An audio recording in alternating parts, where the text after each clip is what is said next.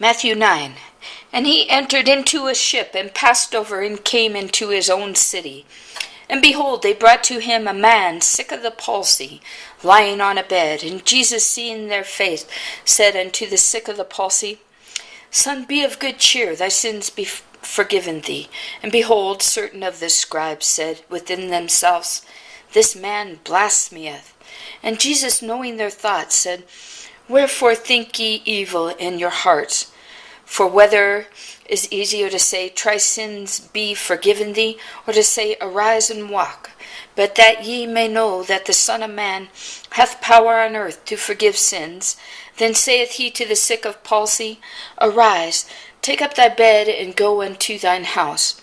And he arose and departed to his house. But when the multitude saw it, they marveled and glorified God, which had given such power unto men.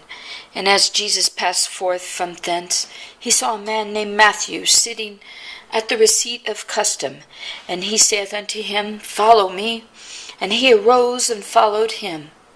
And it came to pass, as Jesus sat at meat in the house, behold, many publicans and sinners came, and sat down with him and his disciples. And when the Pharisees saw it, they said unto his disciples, Why eateth your master with publicans and sinners? But when Jesus heard that, he said unto them, They that be whole need not a physician, but they that are sick. But go ye and learn what that meaneth. I will have mercy and not sacrifice, for I am not come to call the righteous, but sinners to repentance. Then came to him the disciples of John, saying, Why do we and the Pharisees fast oft, but thy disciples fast not? And Jesus said unto them, Can the children of the bride chamber mourn as long as the bridegroom is with them? But the days will come when the bridegroom shall be taken from them, and then shall they fast. No man putteth a piece of new cloth unto an old garment, for that which is put in to fill it taketh from the garment, and the rent is made worse. Neither do men put new wine into old bottles, else the bottles break, and the wine runneth out, and the bottles perish. But they put new wine into new bottles, and both are preserved. While he spake these things unto them, behold, there came a certain ruler, and worshipped him, saying, My daughter is even now dead, but come and lay thy hand upon her, and she shall live. And Jesus arose and followed him, and so did his disciples. And behold, a woman which was diseased with an issue of blood 12 years came behind him and touched the hem of his garment. For she said within herself, If I may but touch his garment, I shall be whole.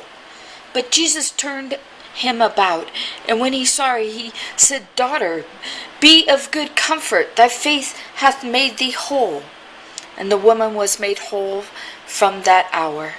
And when Jesus came into the ruler's house and saw the minstrels and the people making a noise, he said unto them, Give place, for the maid is not dead, but sleepeth. And they laughed him to scorn. But when the people were put forth, he went in and took her by the hand, and the maid arose. And the fame hereof went abroad into all that land. And when Jesus departed thence, 2 blind men followed him, crying, and saying, Thou Son of David, have mercy on us. And when he was come into the house, the blind men came to him. And Jesus saith unto them, Believe ye that I am able to do this? They said unto him, Yea, Lord. Then touched he their eyes, saying, According to your faith, be it unto you. And their eyes were open, and Jesus straitly charged them, saying, See that no man know it. But they, when they were departed, spread abroad his fame in all that country. As they went out, behold, they brought to him a dumb man possessed with a devil. And when the devil was cast out, the dumb spake, and the multitudes marveled, saying, It was never so seen in Israel. But the Pharisees said, He cast out the devils through the prince of the devils.